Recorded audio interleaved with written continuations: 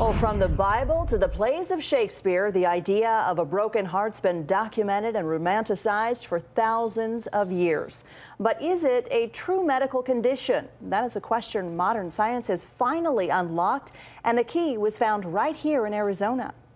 An avid hiker and runner, Jean Schultz never dreamed there would be anything wrong with her heart. I've been very active and exercised my entire life. Until something happened to her head. April 2010, I had a hemorrhage brain aneurysm. After suffering a brain aneurysm, Schultz was rushed to Barrow Neurological Institute, where doctors were able to stabilize the vessels in her brain only to have her heart stop. What they're labeling it as is a stress-induced cardiomyopathy. And essentially, some stressful event, whether it be the passing of a loved one, losing a relationship, or in this case, rupture of a cerebral aneurysm, a type of hemorrhagic stroke, causes the heart to essentially shut down for a period of time. Dr. Yashar Kalani with Barrow says patients like Schultz can literally die of a broken heart caused by physical or emotional stress. But why some people die and some don't has been a medical mystery for centuries. There are many, many examples of this in medicine where,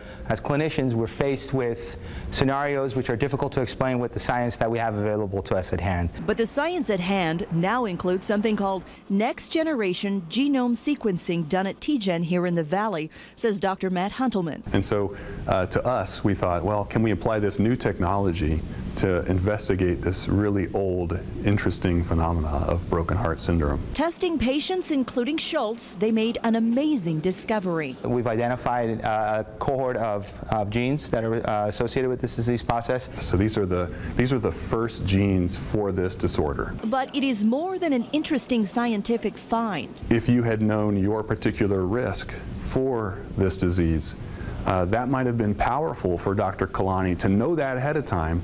If you show up at the hospital with an aneurysm. This technology, as it becomes more readily accessible, cheaper and faster, is going to become a routine part of patient care. As it turns out, Schultz does have a mutation that indicates her heart is at risk, but doctors say it's unlikely she'll ever face that kind of stress again.